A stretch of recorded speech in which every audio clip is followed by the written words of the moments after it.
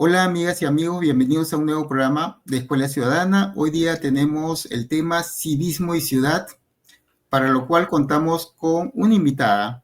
Ella es Yamile Olivos, maestra de artes visuales, especialista en diseño de proyectos de aprendizaje interdisciplinarios entre arte, escuela y comunidad.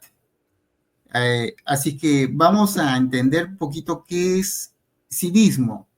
Yo escucho, y creo que todos hemos escuchado, el pedido, casi el clamor de muchos ciudadanos de que vuelva el curso de educación cívica, por ejemplo, a los colegios. Ese curso es básico, que es clave, que es necesario en estos momentos, pero ¿qué es civismo? Hola Enrique, bienvenido. Hola con todos. Bienvenida, Yamile. Entendemos por civismo a la comprensión, aceptación y aplicación de unas normas mínimas necesarias para convivir con éxito dentro de una ciudad, con las condiciones que garanticen el desarrollo personal y familiar de cada uno de los ciudadanos. En el Perú nos ha ido mal. Nuestra sociedad se ha llenado de una serie de vicios, ha perdido el horizonte, ya no tenemos valores. Entonces, ¿qué nos pasó? ¿Cuándo sucedió eso? Bueno, eso sucedió desde los años 90, en que un gobierno autoritario decidió quitarnos en la formación escolar, que es la supuesta formación de futuros ciudadanos, el curso de educación cívica y otros similares, y nos dejó huérfanos en el asunto. Y bueno, lo que estamos viviendo en este momento es el resultado de esa mala praxis. Eh, si no tenemos conciencia de que convivir con otras personas diferentes a nosotros implica respetarlos, aceptarlos, tener unas normas mínimas de urbanidad, entonces estamos perdidos. La convivencia es nula y la calidad de vida alcanzará los mínimos niveles. ¿Qué nos dice Francesco? Hola. Bueno, hemos preparado una pequeña presentación para poder, de alguna manera, graficar ordenadamente qué implica el civismo en la ciudad. Y corresponde preguntarnos qué pasa si nadie respeta las señales de tránsito. ¿Cómo es vivir en una comunidad donde la basura se acumula en las calles y a nadie le importa? ¿Qué sucede si las personas no confían en sus vecinos ni en sus autoridades? Todas estas preguntas se basan en una realidad con la que convivimos día a día, pues, ¿no? Entonces, corresponde cuestionarnos y no quedarnos de manera conformista con lo que evidenciamos cotidianamente, ¿no? Las consecuencias de la falta de civismo, cuando el yo se antepone al nosotros, es decir, cuando el bienestar personal siempre está por delante que el bienestar comunitario, se guían, ¿no? Individualmente se da el aislamiento, la desconfianza, la inseguridad y el estrés. Comunitariamente se da el deterioro del espacio público, el aumento de la delincuencia, los conflictos sociales y la falta de cooperación. Y socialmente se da el debilitamiento de las instituciones, la corrupción, la desigualdad y la dificultad para el progreso. Todos son síntomas de los que nuestra sociedad tiene constantemente, ¿no? Que evidenciamos todos los días en las noticias, en el solo hecho de salir a la calle. Tenemos que entender al civismo como el motor del bienestar. Bienestar que son beneficios para todos, ¿no? En seguridad, respetar las leyes y las normas genera un entorno más seguro para todos. La limpieza y el orden, que es cuidar los espacios públicos y el medio ambiente, mejora la calidad de vida.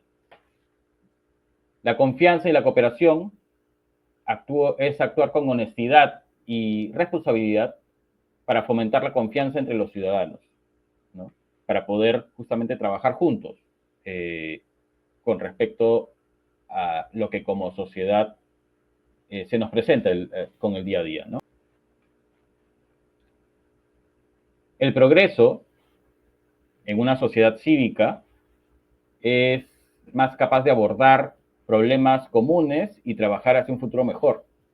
Y el fortalecimiento de la democracia trae la participación informada y respetuosa que es esencial para el funcionamiento de un sistema democrático.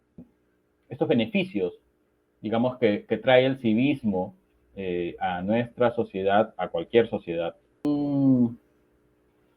unos aportes realmente importantes para poder evolucionar, ¿no? Y no quedarnos en el conformismo o en el mismo retroceso, ¿no? Y que no colapsemos finalmente como la sociedad que somos o que queremos ser. Bueno, habiendo visto estas diapositivas que grafican el problema en diferentes ámbitos, entramos de lleno a la conversación y damos la bienvenida nuevamente a Yamile Olivas para que pueda aportar desde su experiencia como docente escolar. Adelante todos. Hola, ¿cómo están todos? Estaba viendo un poco las preguntas que ha planteado el grupo, ¿no? Que están aquí en la diapositiva, que son preguntas generadoras, ¿no? Y que en cierta forma nos movilizan, ¿no? A poder repensar y pensar un poco más sobre este tema del civismo y ciudad. En sí, como alguien que yo trabajo desde hace muchos años, he trabajado en los tres niveles, en inicial, primaria y secundaria. He estado casi en 9 o 10 años, en estos últimos años, solamente trabajando con secundaria. Saludos a todos mis alumnos adolescentes, ¿no? De hoy y antes. Y sí he podido ver el cambio de la currícula, ¿no? Si se puede decir así. Yo no soy enemiga de esta currícula, les voy a decir. Siento que a comparación de otras currículas, como maestra, esta currícula me da posibilidades de poder abarcar mucho más cosas, ¿no? De poder asentarme en cosas, en intereses de los chicos y jalar desde ese punto diferentes áreas, diferentes materias, ¿ya? Y poder trabajar así dentro de esa perspectiva, ¿no? Pero sí he visto también que hay un cierto desfase, porque no todo es perfecto, ¿no? Si bien esta currícula es prometedora, porque es una currícula muy amplia, no es una currícula donde te dice tienes que hacer todo este balotario para el primer bimestre, este balotario para el segundo, sino que trabaja a través de competencias y capacidades, y estas competencias y capacidades son, en cierta forma, artículos generales, ¿no? Pero se basan en poder consolidar el desarrollo de la reflexión y el pensamiento del estudiante, ¿no? Entonces, en las diferentes áreas que hay, ¿no? Matemática, lenguaje, arte, y es más, se propone de que todas estas áreas convergen y que no sean áreas separadas, ¿no? O sea, que se junten, que trabajen. En el caso, mi área es transversal. Yo entraba a áreas de matemática, de comunicación, de inglés, a ver lo que es proyectos, y al final me terminaba empapando de todos los proyectos y de todo lo que hacían en todas las áreas, ¿no? Entonces, es una propuesta interesante, ¿no? Y sí tiene sus pros porque te habla del tema del trabajo comunitario, ¿no? Se trabaja mucho a través de equipos, no grupos, ¿no? Este, hay ese hincapié bastante. El tema de poder liderar, el poder repartir roles, ¿no? Se trabajan otras habilidades en los estudiantes, ¿no? Pero como dije hace un ratito, no todo es perfecto y sí hay un desfase, ¿no? El desfase es justo lo que hablábamos de repente antes de empezar el programa, ¿no? Dentro de la etapa previa, lo que también escuchaba que hablaban los compañeros, que es este tema de la falta de algunas cosas que antes sí se veía en la antigua currícula, que por ensayo y error nos terminábamos aprendiendo, ¿no? Desde el mismo balotario que nos entregaban sobre geografía, geografía, filosofía, cívica y esas cosas, que uno lo iba aprendiendo por el mismo acto de la rutina, ¿no? en una escuela, en un colegio, la rutina es esencial desde inicial hasta secundaria. Entonces, esta rutina te hace compenetrarte en el mismo conocimiento y aprenderlo, ¿no? Desde una faceta repetitiva hasta poder interiorizarlo realmente como debe de ser, ¿no? Entonces, estas rutinas estaban involucradas antes justo dentro de la currícula, ¿no? Dentro de la currícula de civismo, ¿no? Desde los días festivos, el cantar a la bandera, el aprender las señales de tránsito, esas cosas que se veían en el curso de educación física en los 80 y en los 90, ¿no? Que es hasta donde llegó. Eh, pero después, pero ahora esas cosas están como dentro de un gran curso que se llama personal social, ¿no? Le ponen en algunos casos, y en algunas escuelas le dicen simplemente humanidades, ¿no? Que es más general, ¿no? Incluso en humanidades alberga arte también, entonces yo entraba por ahí, por ejemplo, ¿no? Y trabaja ya no como un curso específico, sino como un curso al cual tú lo necesitas según el proyecto, según lo que tú estés investigando en ese momento. Porque ahora el currículo a nivel Perú y a nivel de muchos países se trabaja en cuanto a proyectos de investigación, ¿no? O sea, esa es la realidad. ¿No? A nivel ministerial, si queremos hablarlo incluso, ¿no? Ya no es algo que solamente lo trabajaban los colegios alternativos o colegios con una mirada más socioconstructivista, sino que ahora el ministerio ha tratado también de coger eso, ¿no? Y aplicarlo en sus escuelas, ¿no? Pero también hay este tema del ensayo de error y por eso nosotros vemos el el día del logro, ¿no? En los colegios estatales, que muchos profesores le dicen el día del ogro, termina al final siendo una consecuencia de productos y maquetas que terminan haciéndolas en Amazonas, pagadas por los papás y los chicos no aprenden mucho, que pasa también. O en los colegios particulares también lo que ocurre, ¿no? Es de que se pierde la viada y también se pierde el interés a la hora del proyecto. Y un proyecto que es muy interesante termina siendo un poco tedioso para el alumno y complicado para el maestro, que es el maestro gestor que dirige el proyecto y que trata de manejarlo para los demás profesores, especialistas y para los estudiantes del grupo, ¿no? Entonces, dentro de ese contexto, educación cívica es algo que se recurre cuando el proyecto lo necesita. Pero ahí, por ejemplo, es el desfase, porque pienso que debería ser algo que siempre debería estar, ¿no? No tan solo cuando lo necesitas en el proyecto, no sé, si estamos hablando de un proyecto, por ejemplo, que tenga que ver con qué puede ser, por ejemplo, ¿no? Tuvimos un proyecto que era que tenía que ver con feminismo, ¿no? Me acuerdo un grupo de chicos, incluso hubo una discusión y una votación, ¿no? Entonces, de repente llaman a educación cívica para poder hablar un tema de respeto, un tema de empatía, un tema de derechos, ¿no? Bueno, para cerrar un poco y no también irme tan largo y hablar y empezar y terminar con un monólogo, ¿no? Bueno, a lo que voy es de que debería estar ya implícito desde la rutina misma, a eso voy, ¿no? Desde que el alumno entra a la escuela, desde que empieza a conversar, a interactuar con el otro, entonces deberían haber parámetros y deberían haber contenidos de este curso, ¿no? Dentro del mismo actuar del aula y manejarse ya no tan solo como un curso de repente, sino manejarse también desde la tutoría, por ejemplo, que tutoría es un curso, ¿no? Tutoría, ¿quién la ve el tutor, ¿no? Que es el acompañante del grupo de estudiantes, ¿no?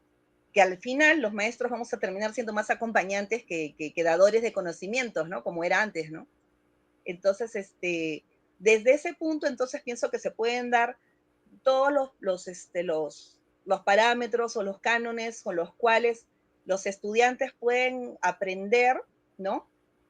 A manejarse dentro de una comunidad, dentro de un espacio de respeto, ¿no? Y desde esa pequeña comunidad empezar a verlo desde lo micro hasta lo macro, de menos a más. O sea, cómo trabajamos empáticamente dentro de nuestra aula, cómo trabajamos empáticamente dentro de nuestra escuela, cómo trabajamos empáticamente dentro de nuestro barrio, cómo trabajamos empáticamente dentro de nuestro distrito, dentro de nuestra ciudad, dentro de nuestro país, de nuestro planeta, ¿no? Entonces, desde ese punto pienso que se podría manejar mejor, ¿no? Como combinándolo o introduciéndolo dentro de otros espacios dentro de la escuela, ya donde sería mucho más efectivo que un curso donde vengan y se dicten solamente contenidos, ¿no? Correcto. Porque tampoco Sí, podemos esperar que sea igual que antes, porque los sí, chicos son otro justamente. tipo de chicos. Porque Entonces, yo recuerdo que el curso de educación cívica, o sea, lo que más recuerdo era que repasábamos los artículos de la Constitución, ¿no?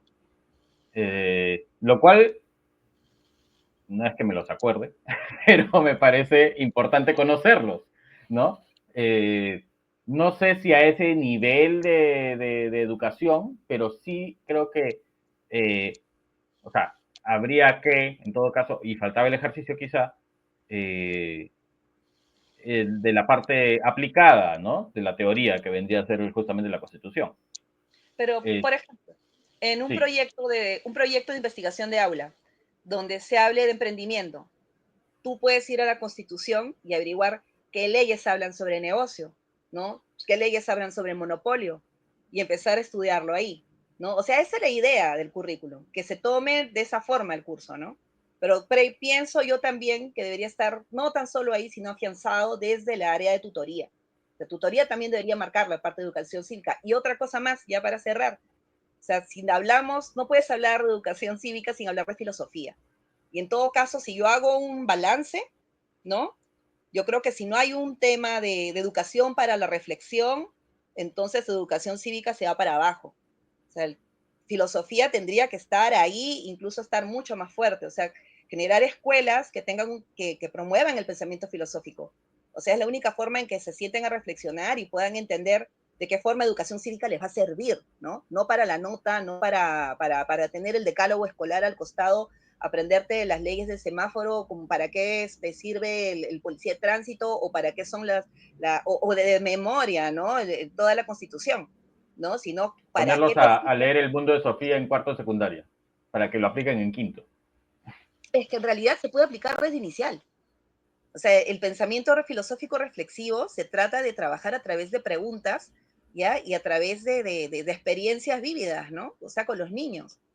Y o sea, hay escuelas que lo hacen, ¿no? Hay gente que trabaja eso bastante. O sea, se podría hacer. Pero es también todo otro mundo educativo, ¿no? O sea, es toda una reforma, si se puede decir. Bueno, ahí lo dejo por ahora. Oye, a ver Enrique, si me permite, sí, qué sí, interesante lo que has mencionado. Eh, confieso una perspectiva que desconocía, pero qué interesante, mencionaste en un momento ese asunto de llevar a la práctica las cosas en un aula determinada, eh, no sé, poner cosas, eh, señalética, alguna cosa que no solamente los haga memorizar, sino interiorizarse en cada aspecto de la vida ciudadana. Pero todo eso se ha obviado y se obvió por acá hago una parte, un gobierno autoritario que empieza con ese experimento, entre comillas, era porque necesitaba no ciudadanos, sino seres humanos que pudiera controlar. O sea, parece que en el tiempo lo que se quería era no tener seres pensantes que pudieran evaluar, analizar y quejarse, sino, en todo caso, gente que diga, ya pues, sí pues, cómo no. Entonces, lo que estás mencionando, que yo no lo conocía, que se podía hacer desde inicial, que es básico, es elemental, este, ¿por qué no lo hacemos? Claro, tú lo dijiste, sí, pues había que hacer reforma. Ha sido cauta al decir, tendríamos que votar a toda esa sarta de incapaces que están arriba, ¿no? Por ahí pasa el asunto. Pero ¿cómo empezamos desde abajo? Mira, un par de colegios que tomen la iniciativa y que tengan esos programas, ojalá la UGEL no se enoje, pero ¿no sería mejor experimentar con una práctica directa de ese tema, de lo que estás planteando? Es que sí hay escuelas, pero son pocas, ¿no? La verdad nace más en escuelas que son del sector privado, ¿no? El tipo del trabajo a través de proyectos y sobre todo escuelas que trabajan dentro de la filosofía, dentro del socioconstructivismo, mejor dicho. Ahora, todo el tema del currículo que estoy hablando no viene de Fujimori, ¿eh? O sea, Fujimori, vamos a hablar con letras claras, él hace como que dice una reforma y todas estas cosas, ¿no? Y después saca cursos, mete en cursos, después hay una reforma del currículo. Y este Ujú. currículo es más o menos del 2000 para arriba, ¿no? Del 2016 para arriba, más o menos. Me acuerdo ahorita, si no es no, mucho antes, un poco antes. ¿no? Este último currículo es mucho más abierto, te permite trabajar a través de proyectos y es cuando recién el ministerio se empieza a abrazar del socioconstructivismo, que es una forma de educación, ¿no? Que, que es traída, ¿no? O elaborada desde Vygotsky, Piaget, ¿no? Que son ni siquiera son pedagogos, o sea, son gente que estudiaba la infancia, ¿no? Son doctores, son médicos, ¿no? Entonces ellos veían eso. Y la evolución, ¿no? De los niños y de su aprendizaje, sobre todo, ¿no?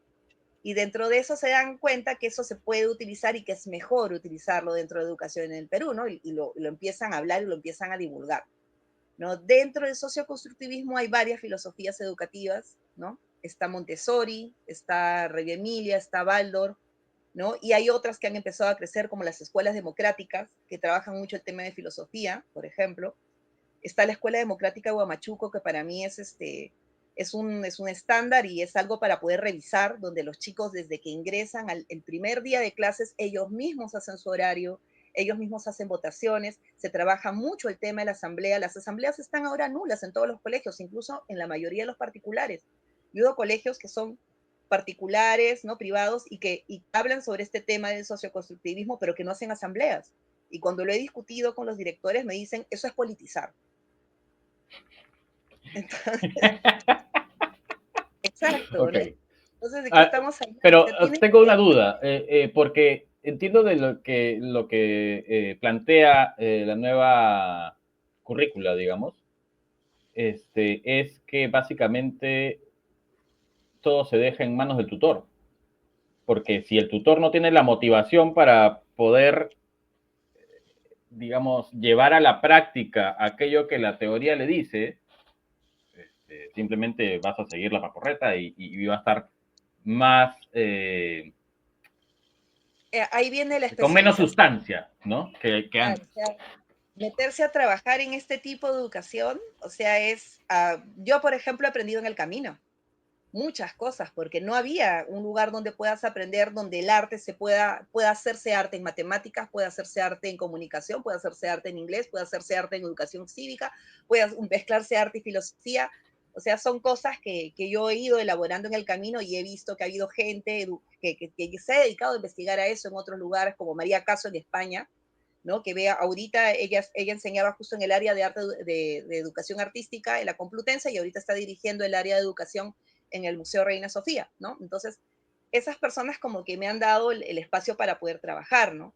O, por ejemplo, ver el trabajo de Freire, ¿no? Cuando habla a nivel de comunidad. Freire, por ejemplo, te habla de civismo y te habla de filosofía, ¿no? Entonces, pero desde otro punto, ¿no? Desde una mirada mucho más humanista también, ¿no? Él, por ejemplo, te habla de llevarlo a la práctica, justamente, ¿no? Y a interiorizar todo esto y olvidarnos de que es un libro o que es un contenido, sino hacer que esto se haga útil realmente para el estudiante y que lo interiorice y que después lo proyecte en el futuro a otros, ¿no? Claro. Muy, muy interesante. Bueno, lo que veo es un cambio. Yo me quejaba de las nuevas generaciones que no tienen en su interior, no han interiorizado valores, no tienen nada. Y probablemente los mayores le echábamos la culpa a esta falta o carencia en los centros educativos, ¿no? Pero va más allá por lo que estamos escuchando. ¿Cómo ves el tema de los hogares? Vinculado a la educación, ¿pesa tanto? ¿Es tan importante? Hogares Este, destruidos, hogares que no tienen nivel, o sea, algo que nos puedas decir.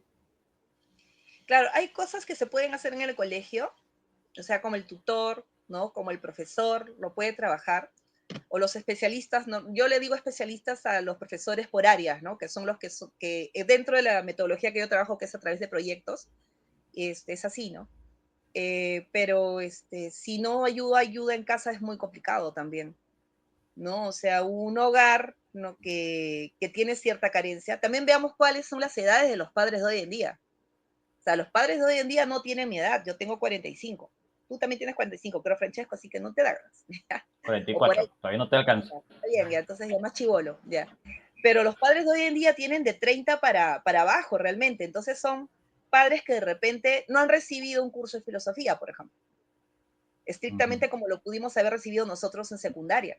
¿no? O no han tenido este tema está bien, la metodología antigua, la forma de educación de educar antigua, de repente ya no puede ser para estas épocas de hoy.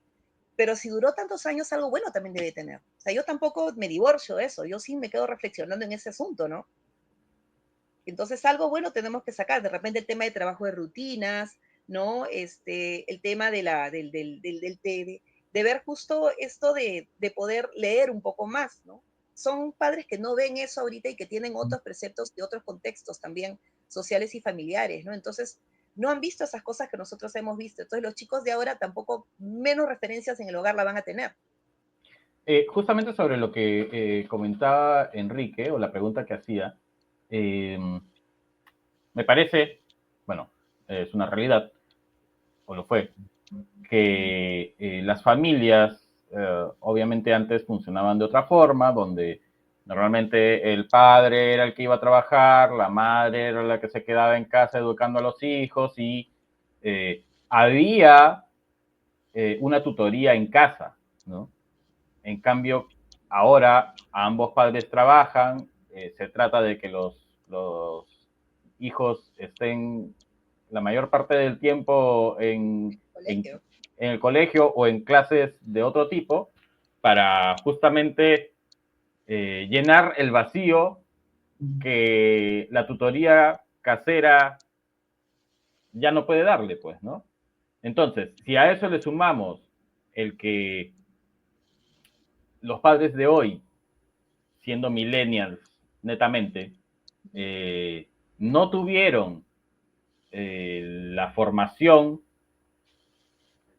porque también fueron parte de esa transición entre la madre trabajadora y la madre ama de casa, es como que finalmente ahí quizás radica un poco el problema, porque esa generación de transición la que finalmente no pudo darle a sus hijos o no puede darle a sus hijos ese soporte casero y que a su vez se tiene que apoyar en el sistema educativo que está muy lejos de ser perfecto para poder justamente inculcarles valores y razonamiento lógico y civismo en general, pues, ¿no?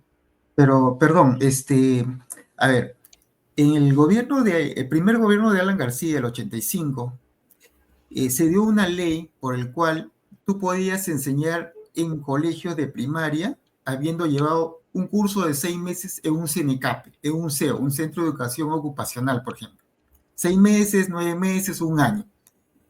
Obviamente, ese profesor, entre comillas, profesor, no estaba capacitado totalmente con todas las herramientas necesarias para cumplir con esa labor, ¿no? De formar, de educar.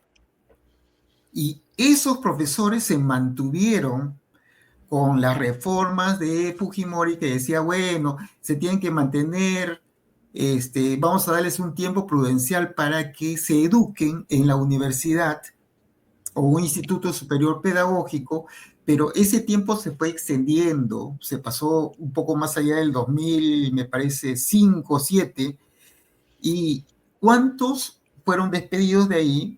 ¿Cuántos se retiraron por voluntad propia? ¿Y cuántos sí siguieron la carrera universitaria? A lo que voy es que nosotros somos el problema, no son los niños de hoy día, porque ellos todavía no tienen el poder.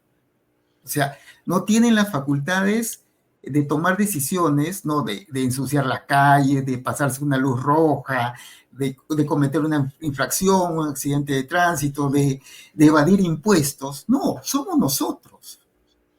Y somos justamente de esa educación, de esa mala educación que hemos recibido, somos el resultado.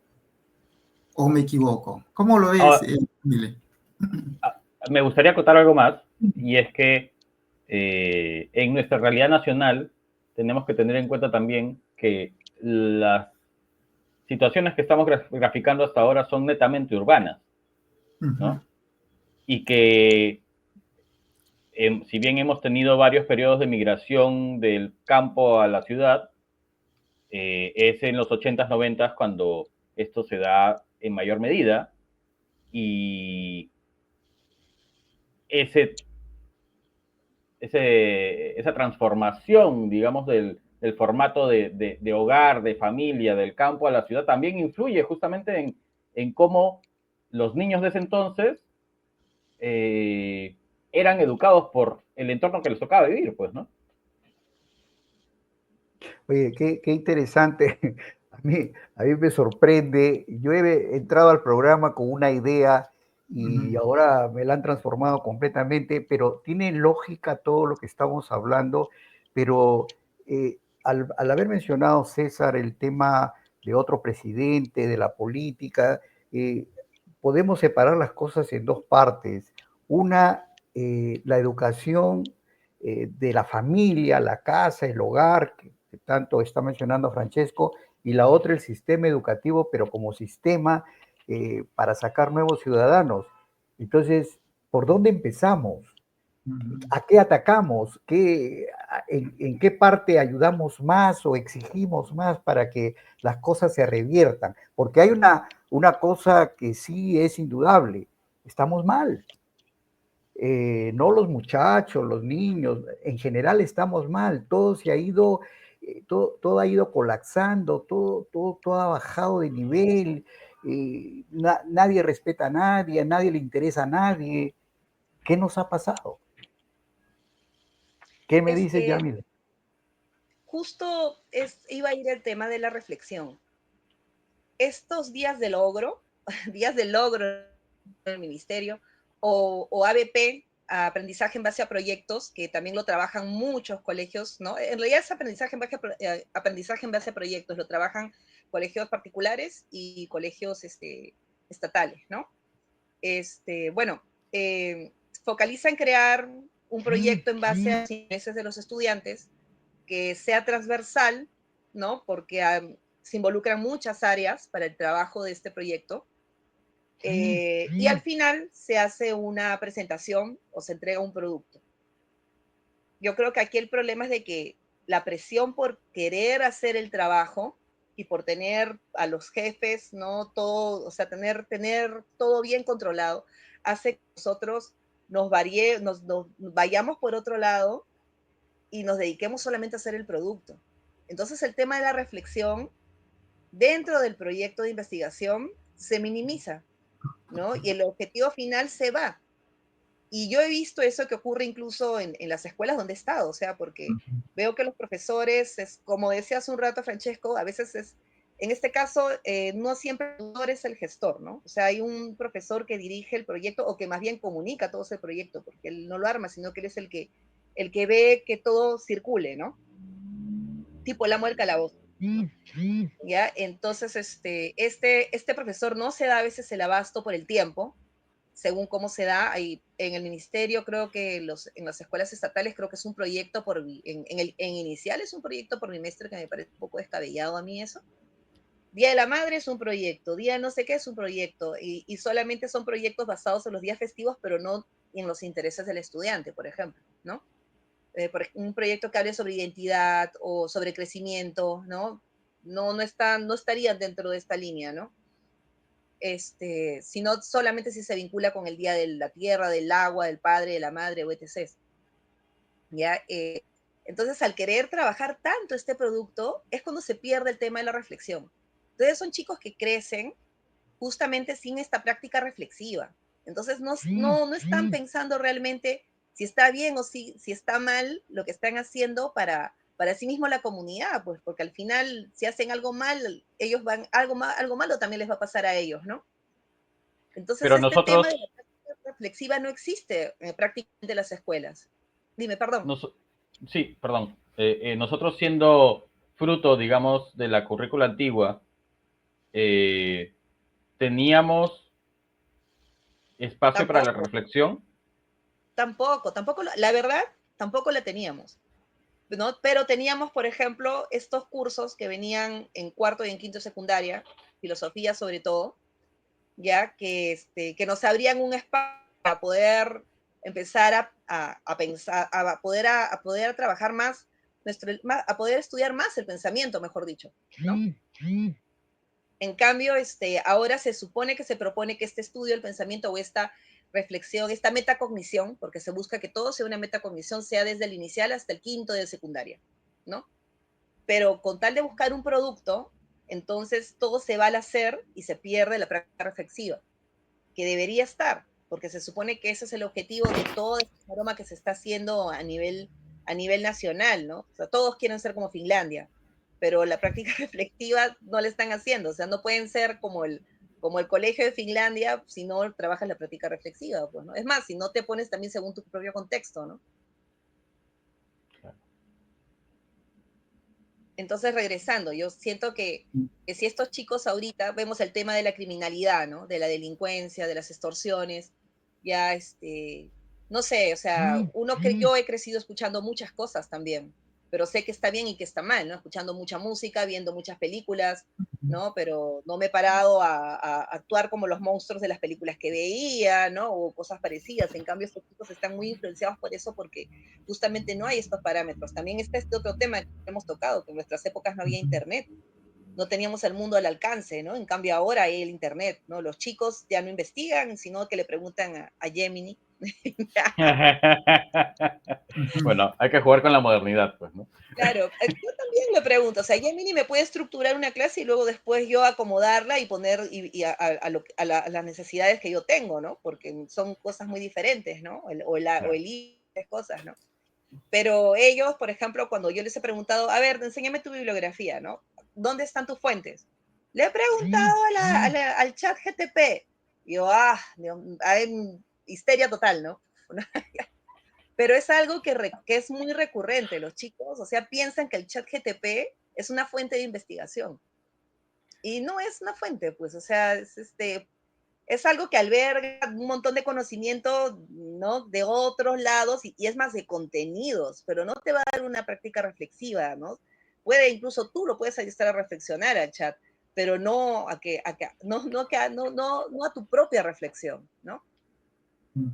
Entonces, ese es un tema ahorita, por ejemplo. El tema de que los profesores se dirigen mucho al tema del producto y pierden la práctica reflexiva, que eso nos ayudaría con el tema del civismo, por ejemplo.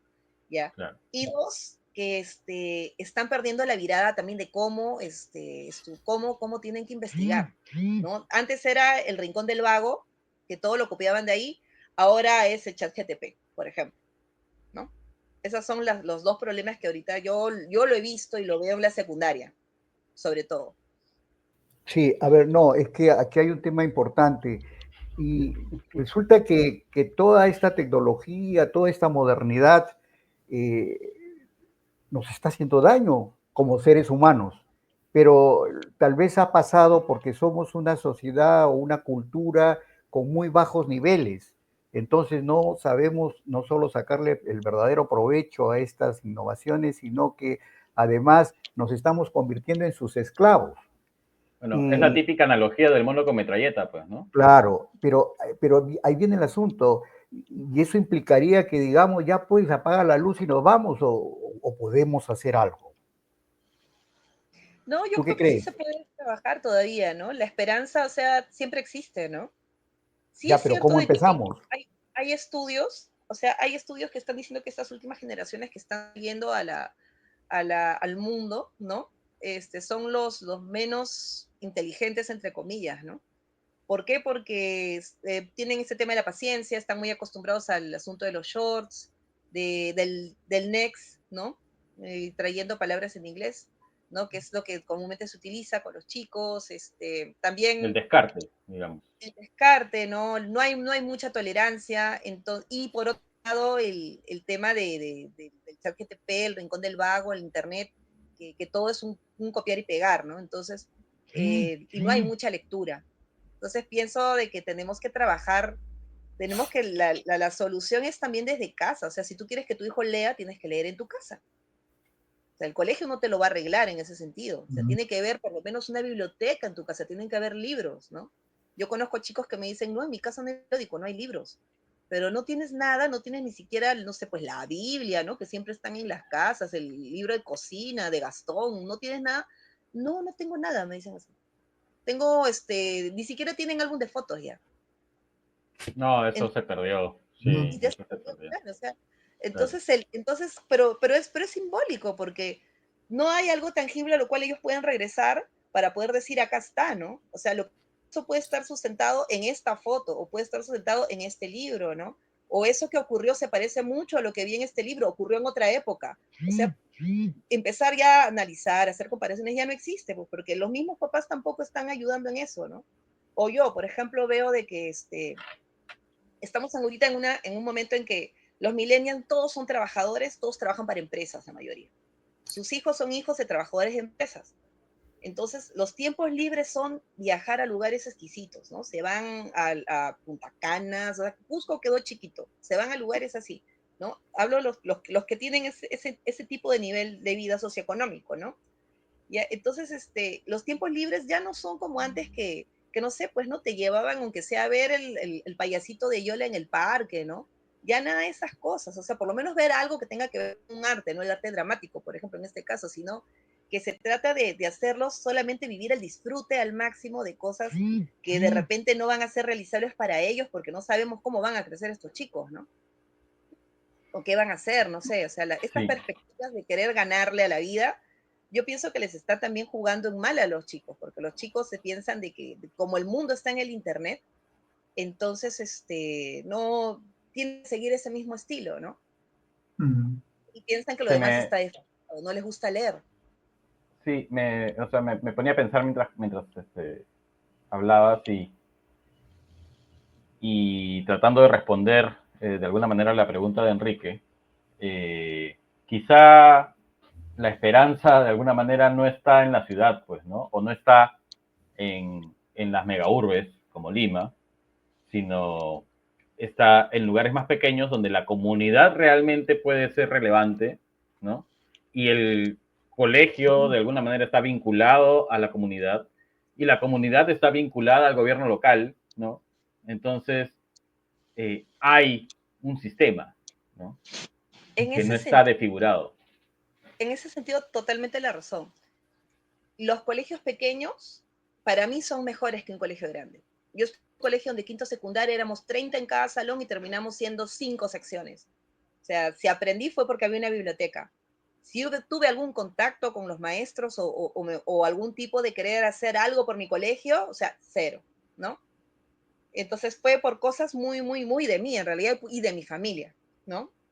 Pero creo que si los colegios, cuanto más pequeños son, es mejor, cuanto menos es más. O sea, es algo que en realidad es bueno en ese sentido.